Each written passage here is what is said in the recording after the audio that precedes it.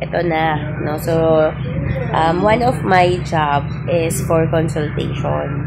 So, one of my clients message me, gusto niya magpa-consult regarding sa SSS.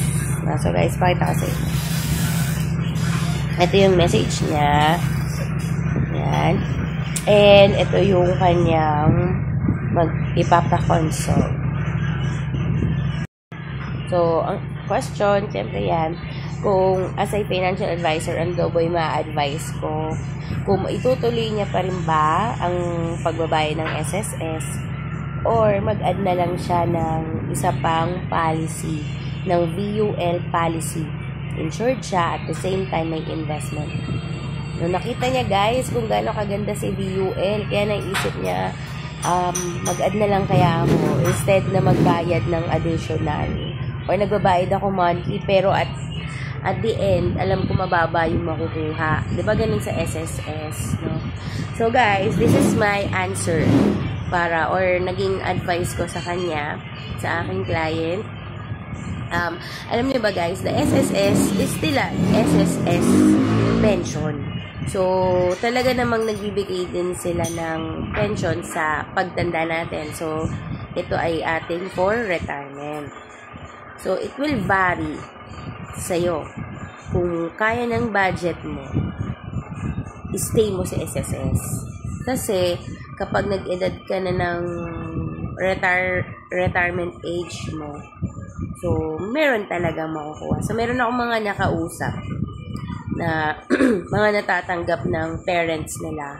Yung tatay niya tumatanggap ng 12,000 per month, yung isa naman tumatanggap ng 7,000 per month. So guys, nagbabago siya. Nag-iiba-iba siya, depende sa mga, kung kailan ka naghulog ng SSS mo. At kung gaano katagal mo siyang ginawa na naghulog. No? So, yun yung pinagandahan as an your additional for your retirement. Imagine, no, mayroon ka natatanggap na ganun monthly. So, saan mo siya gagamitin? Either for your maintenance, for pambili ng gamot kapag matanda ka na, no? And at the same time, syempre, habang healthy tayo, guys, ang naging another sagot ko sa kanya, kuha pa siya ng another policy kung kaya ng budget, no? Para naman i-complement natin yung existing policy niya. Kasi yung first policy niya, protection.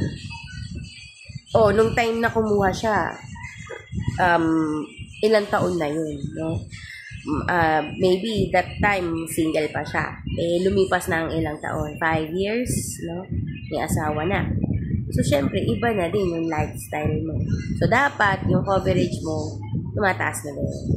So, ngayon, yung second policy niya, it could be i-complement sa existing policy niya or for investment.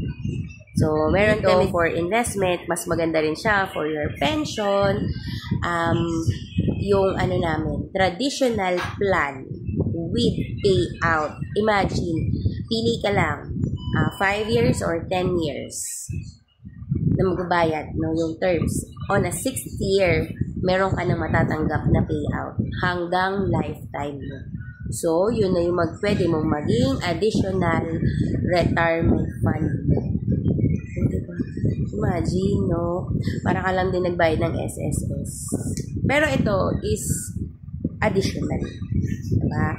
So, yun guys, you have to check kung talaga bang kaya ng budget mo. Okay? So, pareho kasi siya maganda yung purpose. So, depende na lang kung hanggang saan kakayanin ng budget. So, guys, you can always send me a DM for questions.